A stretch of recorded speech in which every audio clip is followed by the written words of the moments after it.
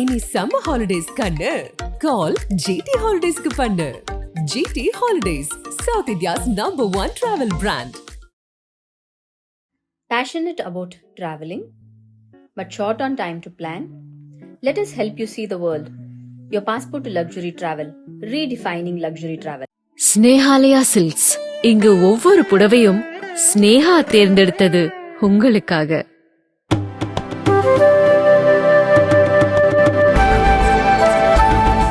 இப்போ இந்த சிறுபான்மையினருடைய ஓட்டுகள் நம்ம எடுத்தோம் அப்படின்னா அப்போ பாஜகவிற்கு இந்த ஓட்டுகள் தேவையில்லையா?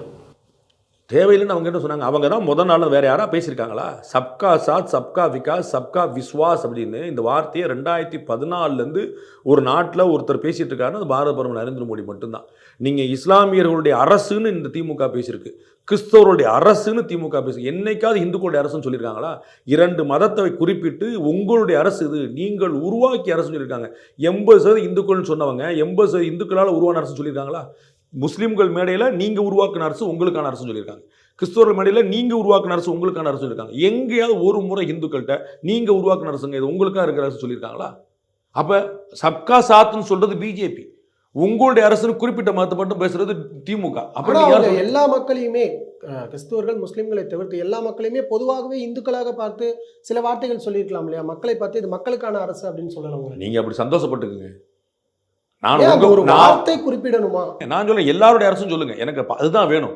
ஆனால் இஸ்லாமியர்கள் அரசுன்னு சொல்ல முடியுது, கிறிஸ்தவர்கள் அரசுன்னு சொல்ல முடியுது, இந்துக்கள் அரசுன்னு சொல்ல மாட்டேன் அப்படின்னு பலரும் குறிப்பிடுவது போல இந்துக்களுடைய விழாக்களுக்கு கூட நான் பண்டிகைகள் கூட வாழ்த்து சொல்ல மாட்டேன். அப்போ அந்த வருத்தம் வரல.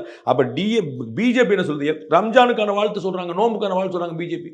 தமாக கூட்டத்தில் அவங்க வந்து எல்லாருமே அண்ணாமலை கலந்துக்கிட்டார், அவங்க எல்லாருக்குமே வேணுன்றாங்க. புரியுங்களா? இது இன்னும் சொல்ல போறேன், இஸ்லாமிய பெண்கள் மத்தியில் பெரும் தாக்கத்தை பிஜேபி ஏற்படுத்திருக்கு. நீங்கள் பார்த்துக்கிட்டே இருங்க, அது நான் கண்கூட பார்க்க ஆரம்பிச்சிட்டேன், இன்னும் பெருசாக இருப்போது. நான் உங்களுக்கு ஏற்கனவே சொல்லியிருக்கேன், பீகாரில் கடந்த சட்டமன்ற தேர்தலின் போது ஒரு தம்பதி, இஸ்லாமிய தம்பதி, அவங்கள்ட்ட பேட்டி கேட்குறாங்க ஒரு ஆங்கில தொலைக்காட்சியில். அந்த ஆண் சொல்கிறாரு, நான் வந்து லேண்டனுக்கு, நான் லாலு பிரசாத்துக்கு ஓட்டு போடுவேன்னு. அந்த மனைவி அவர் பக்கத்தில் வந்து நான் வந்து மோடிக்கு ஓட்டு போடுன்னு சொல்லி உடனே இவர் பதறி போய் ஆங்கர் பதறி போய் என்னங்க மோடிக்கு ஓட்டு போடுன்றாங்கன்னு அவர்கிட்ட கேட்குறாரு கணவர்கிட்ட. அந்த அம்மா கேமரா பார்த்தோன்னே பதட்டத்தில் சொல்லுது. இந்த அம்மா திரும்ப பதட்டத்தில் சொல்லுங்க, நான் தெளிவாக சொல்கிறேன், நான் வந்து மோடிக்கு ஓட்டு போடுவேன். இது நடந்த சம்பவம் நீங்கள் செக் பண்ணி பார்த்துங்க, ஆன் ஏரில் இன்னைக்கு இருக்குது. என்ன த்ரிபிள் தலாக்கு மூலமாக அவர்களுக்கான பாதுகாப்பு 2021 சட்டமன்ற தேர்தலும் போது தென் மாவட்டத்தை சேர்ந்த ஒரு இஸ்லாமியர் கொடுத்த வீடியோ தினமலரில் போட்டிருக்காங்க. அதை நீங்கள் தயவுசெய்து எடுத்து பாருங்க.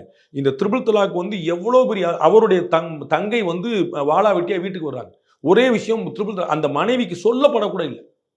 ஜமாத்தில் கூட சொல்கிறாங்க, உன்னை உன் புருஷன் டைவர்ஸ் பண்ணிட்டான்னு. என்னங்க சொல்கிறீங்க? இல்லை அவன் எழுதி கொடுத்துட்டான் பாருங்கன்னா, ஏன்ட்ட ஒரு வாரத்தோட த்ரிபிள் தலாக்குமா போயிட்டு வாமா அப்படின்ட்டான்.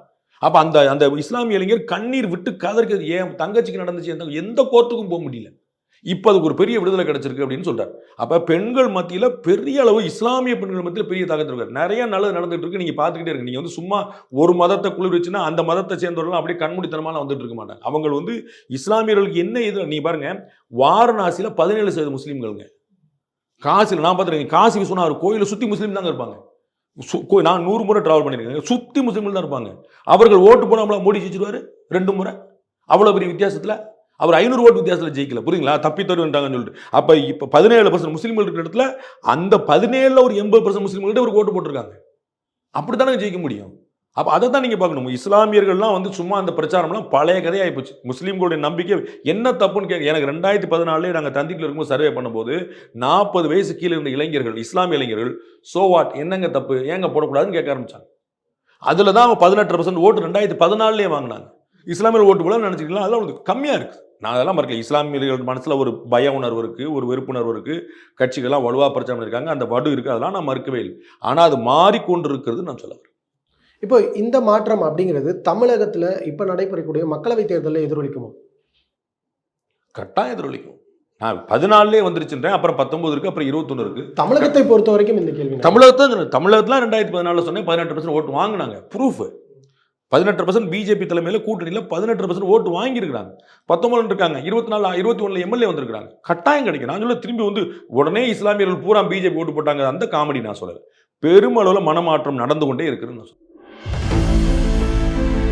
இப்பெல்லாம் சமையல் அறையில சமைக்கிறப்ப கண்ணீரே வரதில்ல. இலவச எல்பிஜி கனெக்ஷன் கிடைச்சிருக்கு. அதனால ஒவ்வொரு அம்மாவோட சமையல் அறையிலையும் புகை இல்லாம இருக்கும். இதுதான் மோடியின் கேரண்டி. அதனாலதான் நாங்களும் உறுதியா இருக்கோம். மீண்டும் வேண்டும் மோடியின் அரசு. இதுதான் என்னோட கேரண்டியும்.